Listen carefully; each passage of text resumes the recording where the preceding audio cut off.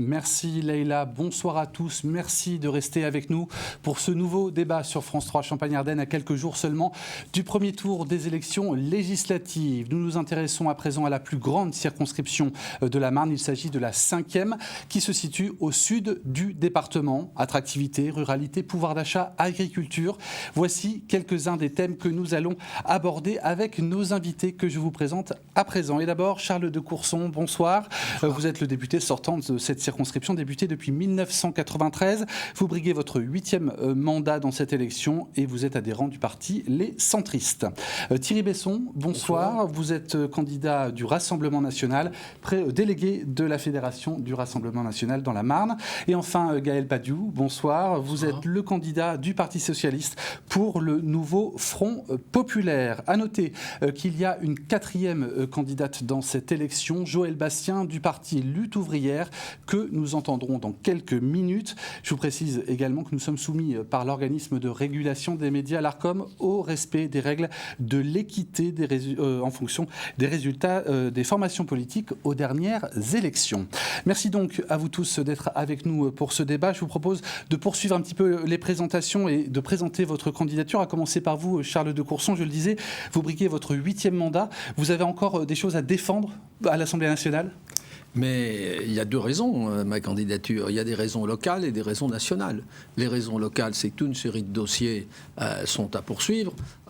Les routes nationales, qui vont être transférées au 1er janvier 2025, la 4 et la 44, qui sont quasiment entièrement dans la circonscription, et dans lesquelles, enfin, avec le transfert à la région et la création de la taxe poids lourd, on pourrait enfin débloquer la déviation ouest de Vitry.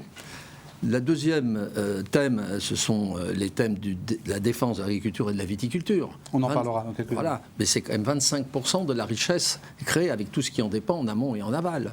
Je tenais à préciser, vous êtes donc soutenu par les Républicains. Il n'y a pas de candidat de la majorité présidentielle face à vous. Vous n'avez pourtant pas été très tendre avec Emmanuel Macron pendant votre mandat. J'ai été étonné, je pensais qu'il y aurait un candidat, mais il paraîtrait, d'après les indiscrétions qui m'ont été rapportées, qu'ils n'en ont pas trouvé, jusqu'au dimanche matin de la limite. Voilà. Et donc, il y a beaucoup d'autres dossiers sur la modernisation des services publics en milieu rural, on en reparlera peut-être, on va en parler dans un instant. En matière d'accès à la santé, l'hôpital de Vitry et beaucoup d'autres sujets. Donc ça, c'est les raisons locales. Et puis il y a les raisons nationales. Je me suis toujours battu depuis 31 ans sur 4 idées. Un engagement européen, le redressement des finances publiques, on est dans une situation épouvantable. Troisièmement, une société décentralisée politiquement, c'est-à-dire la décentralisation, mais aussi le respect des partenaires sociaux, à qui j'ai toujours défendu la thèse qu'il faut leur confier une partie de la protection sociale, et puis aussi la défense des libertés publiques. Je suis toujours opposé à ce qu'on aille dans le sens du non-respect des libertés fondamentales, liberté de pensée, liberté de manifestation, enfin toutes les formes de liberté. Je vous remercie pour ce premier tour de table. Thierry Besson, même question. Vous, c'est votre première candidature dans cette circonscription-là. Vous étiez sur la 4e de la Marne en 2022. Pourquoi être venu sur les terres de Vitry-le-François ? Écoutez, c'est une mission qu'on m'a confiée. C'est une terre de mission pour moi, effectivement. Je suis plutôt originaire de la 4e circonscription. Mais bon, les dernières élections législatives, en face de M. de Courson, il y a toujours un jeune. Là, on en voit un plus ancien. On m'a toujours dit, là, il y a un indéboulonnable, donc je suis là pour déboulonner. Un sacré défi. Oui, tout à fait. Mais bon, moi, dans cette histoire, je n'ai rien à perdre. Je fais une campagne honorable. Je défends mes idées, comme tout le monde. Et maintenant, bon, c'est vrai qu'on est quand même dans un contexte assez spécial. Ce n'est pas une législative tout à fait normale, puisque là, elle suit quand même une dissolution suite au score des européennes, qui a quand même sanctionné très fortement le président de la République. Ça s'est fait très vite, on fait ça en 3 semaines, donc je pense que là, l'électorat français va vouloir enfoncer le clou concernant le président de la République. Donc c'est pas, je pense que ça va, les gens vont surtout voter pour un parti politique avant une personnalité. On verra donc s'il y a cette dynamique des Européennes qui se poursuit. Gaël Perdu, même question. C'est votre première candidature à cette élection. Vous avez été longtemps journaliste chez nos confrères de l'Union dans la Marne. Pourquoi être passé de l'autre côté, répondre aux questions plutôt que de les poser? Alors, je ne suis pas réellement passé de l'autre côté d'un coup, puisque vous l'avez dit, j'étais 34 ans journaliste à l'Union, j'ai dirigé Libération Champagne, un journal au Luxembourg, et depuis 3 ans, je travaille à la mairie de Vitry-le-François. Il se trouve que ma candidature aux législatives m'apparaît naturelle et essentielle. Pourquoi ? La France et l'Europe sont en danger face à la montée de l'extrême droite. Alors certes, le Rassemblement national a changé un peu de packaging, s'est offert une nouvelle virginité pour donner une image d'un parti plus propre et plus présentable. Mais les fondements xénophobes sont toujours présents et bien prégnants. On a pu d'ailleurs le constater hier soir au travers des propos de son leader, Jordan Bardella. Donc il est tout à fait normal et mon choix a été fait très très rapidement pour être candidat sur cette 5e circonscription. Voilà donc pour les motivations de ces 3 candidats réunis sur ce plateau. On va passer maintenant au premier thème de ce débat avec la question de la ruralité. Vous en avez tous déjà un petit peu parlé. Ce sentiment parfois de déclassement, d'isolement que peuvent ressentir certains habitants de nos villages, services publics, déserts médicaux, transports. Thierry Besson, comment permettre aux habitants des zones rurales d'être mieux entendus ? Écoutez, déjà, il faut les revitaliser, comme vous disiez. Il faut remettre des... Si on veut attirer des nouveaux habitants dans nos petites communes, qui sont formidables, mais il faut remettre des services publics, il faut remettre des médecins. On a pas assez de médecins en France actuellement. Donc dans nos campagnes, ils ne sont pas trop attirés. Et je vois pousser quand même des maisons médicales dans certains secteurs, mais on s'aperçoit qu'il n'y a pas toujours le nombre de médecins adéquats, et quelquefois il y a encore une distance assez importante entre le patient et cette maison médicale. Qu'est-ce que vous proposez justement pour ce problème des déserts médicaux ? Déjà, il faut augmenter le numerus clausus, il faut plus de médecins. Ça, c'est fait. Ça, c'est fait. Maintenant, il faut pouvoir les attirer, parce que c'est vrai que... Il faut les obliger les obliger. Il inciter. faudra presque, si vous voulez me permettre, je fais toujours un parallèle avec ce que je connais. Donc ça, c'est pas le programme du Rassemblement national, ça peut être le programme... Si j'étais député, un député est là aussi pour ramener des idées. Donc moi j'ai vu je suis un ancien militaire et on avait dans l'armée, on a des hôpitaux, enfin des écoles de médecins. Il y en a une à Bordeaux, une à Lyon, et ces médecins ont la gratuité entière de leurs études. Par contre, quand ils sortent médecins, ils doivent 10 ans à l'armée, sinon ils remboursent leurs études. Donc on pourrait, pas forcément 10 ans, mais calquer un peu ce système avec une gratuité complète pour nos élèves. Et ensuite, peut-être pas 10 ans, mais dire, voilà, on va aller à Sermaises-les-Bains pendant 3 ans, par exemple. Après, il faut les former. Oui, mais le problème, il est aujourd'hui, pour former... C'est 10 ans. Mais bon, il y a une promo qui va sortir tous les ans. Donc, on peut peut-être au début... obliger un jeune médecin d'aller X temps dans ce cabinet, et ensuite avec le flux, ça peut réduire. Maintenant, le médecin, s'il s'y plaît, il peut rester. Maintenant, s'il part, il y en a un autre qui le remplacera. Gaël Padiou, par rapport justement à cette question des déserts médicaux, plus largement à la revitalisation des zones rurales, quelle est selon vous l'idée forte et l'idée à défendre ? Déjà, je pense qu'il ne faut pas céder au fatalisme. Il faut se retrousser les manches parce que la ruralité est une chance pour notre territoire. Alors oui, il y a des difficultés sur la 5e circonscription, comme il y en a d'ailleurs dans l'ensemble des circonscriptions et en France. Mais il existe un certain nombre de dispositifs pour lutter notamment contre le désert médical. Je pense notamment aux contrats locaux de santé. Ils sont mis en place notamment sur notre secteur à Vitry-le-François, dans le pays Vitria, et ces contrats locaux de santé qui sont portés par les collectivités et bien entendu avec l'aide de l'Agence régionale de santé sont extrêmement importants à Vitry. Nous en sommes au 3e. Nous avons déjà pu mettre en place 2 cabinets médicaux, faire venir des médecins. Donc c'est des systèmes qu'il faut généraliser, qu'il faut encourager, financer. Qui sont probants. Ils fonctionnent à Vitry-le-François. Il fonctionne dans d'autres communes, parce qu'on n'est pas non plus les seuls, mais il fonctionne, et je pense qu'il faut continuer dans cette voie-là. Nous sommes également en train de travailler sur une maison pluridisciplinaire de santé, où pourraient se retrouver un certain nombre de praticiens, de professionnels, médecins, kinés, infirmières. Et donc voilà, ce sont des choses sur lesquelles il faut tabler. Charles Courson, quel est votre diagnostic par rapport à ça, à ce problème des zones rurales et vos idées par rapport à ça? Ce n'est pas que des idées, hein. La première élément, c'est l'emploi. Là où vous n'avez plus d'emploi, vous n'avez plus de vie. Voilà. Donc, qu'est-ce qui a été fait? Je vous prends 2 ou 3 grands exemples.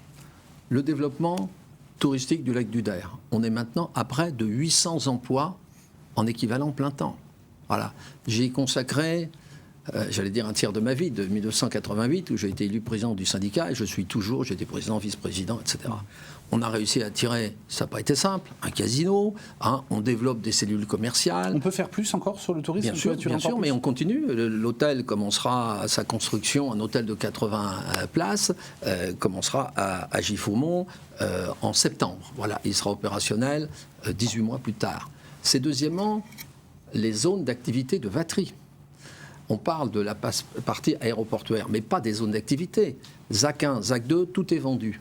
1300 emplois. Il faut plein en centre faire de la plus. circonscription. Oui, il faut engager la ZAC 3. Vous savez que la ZAC 3, on avait un problème, c'est qu'on n'avait pas été classé, cette zone qui fait à peu près 500 hectares, dans l'enveloppe nationale. C'est fait, on vient de l'obtenir, l'accord pour que ce soit dans l'enveloppe nationale, pour ne pas pénaliser notamment l'agglomération chalonnaise. Voilà. Et là, on peut espérer 500, 600 emplois supplémentaires. D'ailleurs, beaucoup d'entreprises se précipitent. Vous voyez. Et il faut continuer comme cela. Mais du coup, le gouvernement fait ce qu'il faut pour favoriser ça, ou est-ce qu'il faut faire autrement? Je veux dire, moi je pense qu'il faut s'occuper de ses affaires, vous voyez, et avoir des projets. Et après, demander à l'État, est-ce que vous pouvez nous aider sur tel ou tel point? Donc c'est recentraliser, comme vous l'avez dit, remettre le cœur de décision dans les territoires? Absolument, absolument. Ce qui n'a pas été fait. Donc ça, non, l'hypercentralisation, on n'a fait que l'amplifier, vous voyez. Donc ça, c'est le premier volet le plus important, l'emploi. Après, il y a la modernisation des services publics. Santé, éducation, accès routier, ferroviaire. Bon, là-dessus, qu'est-ce qui a été fait? Sur la modernisation des collèges, je m'en suis occupé pendant un quart de siècle. Hein. Donc, tous les collèges de ma circonscription ont été reconstruits ou entièrement réhabilités. Tous. Voilà. C'est d'aider les communes et les intercommunalités à moderniser l'enseignement primaire, d'avoir des villages attractifs. Malgré la baisse de population, comment faire justement pour endiguer cette baisse de population qui peut justifier des fermetures de classes? Non, mais ça c'est un problème national qui est une politique familiale. Ça, c'est une politique de l'État. Et moi, je suis pour le respect de la liberté individuelle. Je n'ai jamais cru au réarmement démographique. Hein. Gaël Padiou, justement sur cette question-là des équipements, comme les écoles, justement sur le secteur local, sur l'emploi également. Sur l'emploi passe aussi par la réindustrialisation. On le voit aussi sur notre secteur avec l'entreprise Hafner Énergie qui transforme la biomasse en hydrogène, énergie renouvelable. Nous sommes d'ailleurs pilotes dans le secteur depuis une dizaine d'années en matière de transition écologique. Donc la réindustrialisation est absolument nécessaire. Je parlais d'Hafner, je parle également de l'entreprise. Comment la faciliter? Qu'est-ce qu'il faut faire? Il faut se retrousser les manches. Monsieur Le Courson l'a dit à l'instant, c'est déjà à notre niveau qu'il faut se battre. Et ensuite solliciter les aides qu'on peut avoir, les aides de l'État, les aides de l'Europe. Donc les dispositifs existent, il faut juste persévérer, tout va bien Tout va bien, il faut continuer, il faut se battre. Ça dépend aussi des personnes, parfois ça tient à la nature de la personne que vous allez rencontrer. On a fait venir une entreprise turque, Kosedag, numéro 1 mondial dans les clôtures métalliques. C'est la relation entre le PDG et le maire de Vitry-le-François qui a permis que ce lieu géographique soit choisi. Voilà, Monsieur de Courson, réaction. Je vous donne un autre exemple. La plateforme Intermarché qui est contre Vitry, il y a 250, 260 emplois.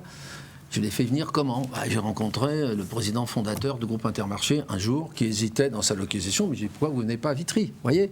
Et à un moment, ils ont voulu la fermer. Alors, on s'est tous réunis autour d'une table et maintenant, ils ont dit non, on n'y touche pas. Voyez. Ça veut dire que les outils existent, que finalement, si on vous faisait un peu plus confiance, ça irait mieux? Oui, mais et vous voyez, l'aménagement de la Nationale 4 et de la 44 participe de tout ça. Voilà. Et ça, enfin, le dossier va être là, on n'est pas dans une question engagé. De confiance, on est dans une question de volonté. Parce que là, tout le monde la veut, ce contournement. comme c'est la région qui va s'en occuper, qui a eu le courage de créer la taxe poids lourd, puisque la décision de principe, qui va dégager 60-70 millions par an, ce qui permet de faire à peu près 1 milliard. La seule déviation ouest de Vitry, c'est entre 250 et 300 millions. Donc c'est à peu près le tiers de l'enveloppe. Et il faut pousser ces dossiers. Thierry Besson, sur ce diagnostic, en fait, les outils sont là. Il suffit de faire un peu plus confiance aux élus de terrain. Ça, c'est votre diagnostic aussi ? Les outils sont là, oui. Il y a les outils. Il y a la plus grosse ville de la circonscription, qui est Vitry-François, avec 11 000 habitants. On parle du lac du Der et de Vatry, où il y avait déjà des éléments. Il n'y avait plus qu'à construire autour. C'est ce qui a été fait. C'est très bien. Mais ça, c'est une partie de la circo. Sur le sud-est de la circonscription, il n'y a rien. Donc là, il faut réindustrialiser. Il y a des entreprises qui sont parties. Si je peux me permettre, sur Cézanne, je peux vous dire, je vais souvent à Cézanne, je visite les entreprises industrielles, ils ont 2 ou 3 pépites, et qui marchent bien à Cézanne. Oui, mais c'est les produits Cézanne, Vitry, Cézanne, le lac du Der, Vatry, bon, je suis d'accord avec vous. Il y a des efforts de fait, il y a des éléments. Et puis, il y a le soutien à toute l'agro-industrie. La filière sucrière, voilà, pour prendre... Oui, mais quand on va autour de chez vous, à Sermaises-les-Bains, vous prenez la ville de Sermaises-les-Bains, il y avait une entreprise qui fonctionnait très bien. En son temps, là, il n'y a plus rien, il n'y a même plus de gare. Qu'est-ce qu'il faut faire, Thierry Besson, justement? Il faut faire revenir les entreprises. Réinvestir. Il faut de l'argent. Il faut réindustrialiser. Pour réindustrialiser, il faut attirer les entreprises. Pour attirer les entreprises, il faut baisser leurs charges. Pourquoi les entreprises françaises partent à l'étranger? Vous prenez l'exemple de Sermaises-les-Bains, de l'ancienne sucrerie qui a été fermée il y a déjà des années. Eh bien, savez-vous que c'est notre communauté de communes, Côte de Champagne et Val de Sceaux, qui l'a racheté. J'ai été négocier ça avec le président, que je remercie publiquement, qui nous l'a cédé pour 1 euro. Et on a trouvé une réutilisation, un investisseur qui est venu créer de nouvelles activités dans les blocs de ciment de protection. Et d'autre côté, on a amené un investisseur qui a fait un champ de 11 hectares photovoltaïques. Vous voyez. Donc, et ça, si on ne s'en était pas occupé, nous, personne s'en serait. J'ai vu le champ photovoltaïque. Voilà. Personne s'en serait. J'ai également vu les habitants. S'il n'y a plus de commerce, le marché est tout petit maintenant, alors que c'était un immense marché dans le temps. Donc c'est vrai qu'il faut se bouger. Il faut faire des efforts. C'est ce qu'on disait tout à l'heure. Il faut se bouger, il faut se retrousser les manches. Les dispositifs existent. Encore faut-il qu'on sache effectivement y recourir. Ils existent. Il faut bouger. Et les choses qui se font, dont on vient de parler, et qui sont des réussites, parce que ce sont des réussites, elles doivent servir d'exemple de ce qui peut se faire dans d'autres endroits de la circonscription et dans d'autres circonscriptions aussi. Alors je vous le disais, dans cette élection, il y a une 4e candidate. Il s'agit de Joëlle Bastien, candidate pour Lutte ouvrière. Je vous propose de l'écouter défendre sa candidature. Je suis une ouvrière et je tiens à dire que quel que soit le gouvernement qui arrivera aux urnes dimanche, nous les travailleurs, il faudra qu'on se défende. Qu'on se défende, qu'on se batte contre cette politique, ces politiciens qui ne changeront rien pour les travailleurs. Aujourd'hui, ce qui arrive pour les travailleurs, c'est quand même des bombes qui leur tombent sur la tête. Alors, ce n'est pas en France, mais ça pourrait arriver avec le système capitaliste. Après tout, c'est nous qui faisons tourner la société. C'est à nous de la diriger. Passons à présent au 2e grand thème de ces débats, c'est la question du pouvoir d'achat qui a été très présente dans la campagne des européennes et qui l'est encore dans cette élection législative. Gaël Padiou, qu'est-ce que vous préconisez justement pour le pouvoir d'achat des Français? Le nouveau Front Populaire milite pour un SMIC à 1 600 €. C'est ça qu'il faut faire? Il faut investir massivement pour le pouvoir d'achat? À partir du moment où les salariés ont davantage de pouvoir d'achat, ils consomment. Et dans ces cas-là, c'est toute l'économie qui en est bénéficiaire. Donc il y a le SMIC à 1 600 €, c'est une de nos mesures phares. Mais les PME, les petits commerces peuvent l'assumer? Il y a des aides qui sont prévues, parce qu'on en a parlé. Il y a des aides comme le crédit d'impôt qui seront également mises en place. Je parlais effectivement de cette augmentation du SMIC. Alors vous me direz effectivement qu'on risque d'avoir un tassement des salaires, parce que celui qui gagne 100, 200, 300 € de plus que le SMIC, il va se dire, mais attendez, mais moi, qu'en est-il? Il va falloir quand même aussi renégocier, que les partenaires sociaux, longtemps bafoués par le président Macron, se remettent à table pour justement négocier des hausses de salaire. Ils peuvent le faire, selon vous? Ils peuvent le faire selon vous? Ils vont accepter de négocier? Ça fait partie de leur mission. il se trouve que simplement le président Macron ne leur a pas donné cette possibilité et en tout cas l'a complètement bafoué ce système. Thierry Besson, sur la question du pouvoir d'achat, qu'est-ce que vous préconisez du côté du Rassemblement national, notamment des baisses de TVA, c'est ce qu'annonce Jordan Bardella. Oui, parce que je pense que c'est un petit peu utopique d'avoir un SMIC à 1 600 €, dans la mesure où on a quand même des retraités actuellement qui gagnent à peine 800 €, à moins de les augmenter. Je ne sais pas par quel moyen. Vous n'avez pas dû lire tout le programme parce que j'ai parlé du SMIC parce qu'effectivement on m'a parlé du SMIC, mais il y a tout un arsenal qui concerne aussi les petites retraites. Vous avez raison, les petites retraites, il faut les augmenter. Bien sûr, mais bon, il faut encore faire plus. Il faut les aider. Augmenter tous ces salaires, tous ces retraites, on va pouvoir le faire d'un seul coup. Donc déjà, pour l'instant, les gens qui ont du mal à finir les fins de mois, parce que le pouvoir d'achat, c'est le thème.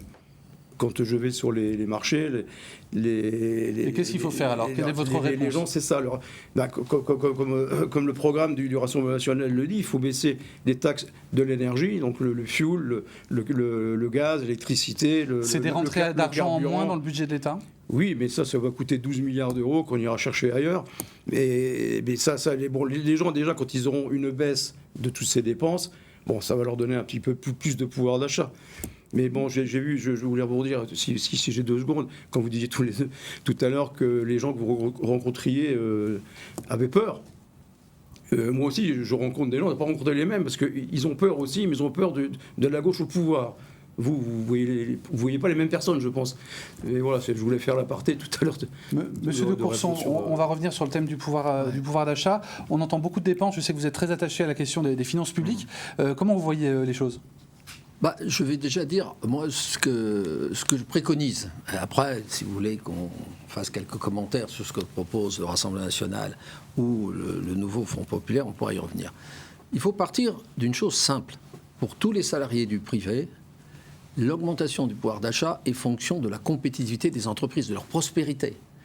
Pas d'entreprise prospère, il n'y aura pas d'augmentation des salaires. Un SMIC imposé, c'est pas possible. Mais non, je ne dis pas cela. Et je dis simplement qu'il faut partir de la base. C'est que c'est les entreprises, tout pour le secteur privé, qui négocient avec leurs partenaires sociaux les salaires. Deuxième chose, j'ai toujours défendu depuis des années qu'il faut augmenter non pas le SMIC brut, mais le SMIC net.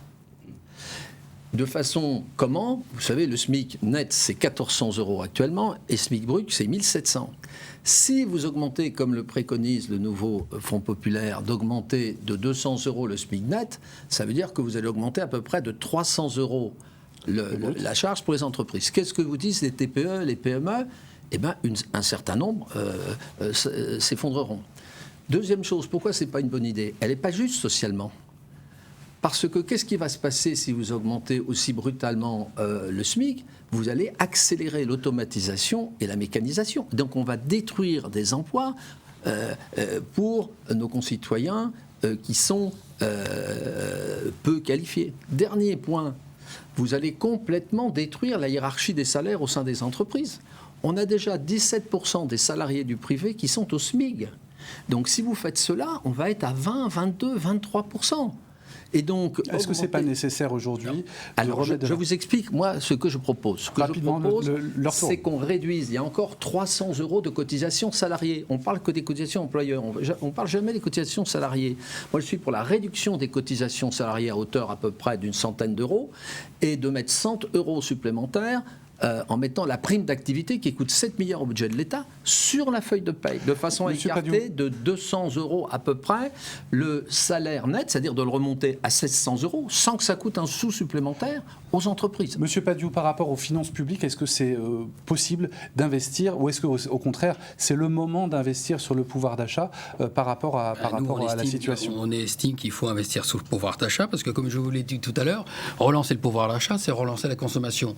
Donc, le SMIC est une étape, mais il y a le gel également des tarifs énergétiques et tout un arsenal d'aides dont on a parlé dans le programme du Nouveau Populaire pour aider les entreprises. Parce que ce que disait M. de Courson, je l'ai déjà dit tout à l'heure, qu'il fallait effectivement, à côté de ça, notamment pour les salariés du privé, renégocier les salaires pour que chacun ait une carrière qui soit tout à fait, dont il soit bénéficiaire. On va passer, il reste malheureusement très peu de temps, on va passer au dernier thème de de cette émission, c'est celui de l'agriculture. Il me semblait que c'était un thème important vu la circonscription, l'agriculture, la viticulture. Gaël Padiou, justement, par rapport aux agriculteurs qui se sont mobilisés en début d'année, qu'est-ce que vous préconisez justement pour répondre à leurs attentes? On parlait de simplification administrative, on parlait de traités internationaux. Qu'est-ce que vous leur dites? L'agriculture est une des, effectivement, parts importantes de notre territoire et notre circonscription. Donc les agriculteurs, c'est également une richesse. Et il faut de toute façon leur assurer un rendement et un salaire décent. Donc de ce côté-là, il faut déjà commencer par renégocier avec les grands groupes commerciaux qui s'enrichissent au détriment des agriculteurs. Refaire Egalim ? Faire mieux ? Oui, le faire mieux, tout à fait. Le faire mieux. Il faut renégocier, parce qu'il n'est pas normal que les agriculteurs aient un prix de leur travail qui soit dérisoire. C'est pas normal. Monsieur de Courson, par rapport à ça, vous avez beaucoup d'avance, je le précise, excusez-moi. Bon, alors je vais essayer d'être très bref. Il faut parler agriculture et viticulture. On ne peut pas parler d'agriculture sans parler de l'agro-industrie. Il faut savoir qu'actuellement, dans la Marne, on exporte plus de 50% du blé produit. On exporte 80% de l'orge produit. Donc ceux qui veulent fermer la France et la replier sur eux-mêmes, ils tuent. Et ils tuent la filière viticole, qui exporte 2/3 en valeur de la production de champagne. Vous voyez. Ça, c'est pour vous, M. Besson, je crois. Oui, non, mais je sais que les vignerons actuellement travaillent surtout sur l'exportation. Bien sûr. 80%, vous avez raison. Et le Rassemblement national milite pour justement une agriculture plus locale, des traités internationaux. Oui, ça c'est de l'agriculture, oui. Bon, il faut lutter contre le libre-échange, contre la concurrence déloyale. Mais qui profite visiblement aux agriculteurs de la circonscription ? Non. Quand on comment dire, quand on importe de la viande d'Argentine, par exemple, qui est certainement très bonne, hein, le temps que la viande elle arrive dans notre assiette, on l'a piqué avec quoi? Vous n'allez pas me dire que la viande arrive fraîche. Alors que nous, dans le champ d'à côté, on a presque la vache, on l'a découpée, on le steak dans l'assiette. Ces traités-là. Donc là on est quand même au niveau avec les normes européennes actuellement, nos agriculteurs sont étouffés par toutes les normes sanitaires qu'ils appliquent. Monsieur de Courson. Mais ce qu'on importe n'a pas forcément les mêmes normes. Alors, vous avez deux choses. Vous avez le traité CETA entre l'Union européenne et le Canada, qui a beaucoup profité à la France, à l'agriculture, à la viticulture française et à la viticulture, notamment champenoise, y compris sur les producteurs de lait et de fromage.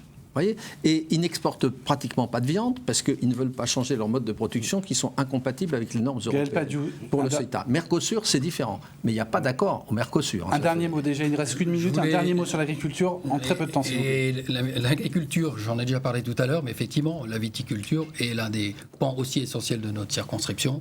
Et si on fait preuve d'un protectionnisme exacerbé et par mesure de rétorsion, vous avez les autres pays qui font la même chose, notre exportation, elle va s'effondrer. Et le champagne par la même occasion. Donc ça, on ne le veut pas. En un mot, Monsieur de Courson. Eh bien, il faut se battre sur la transmission des exploitations agricoles et viticoles et d'améliorer la fiscalité sur la transmission si on veut maintenir le caractère familial de l'agriculture et de la viticulture française. Merci beaucoup, c'est déjà la fin de cette soirée de débat. Merci d'avoir été avec nous. La campagne des élections législatives continue sur France 3. Rendez-vous dimanche soir pour vivre la grande soirée du premier tour en direct à partir de 19h53 avec Leïla Sali jusqu'à 22h30. Au programme, résultats, réactions et décryptage de ce premier tour. Très bonne soirée à tous.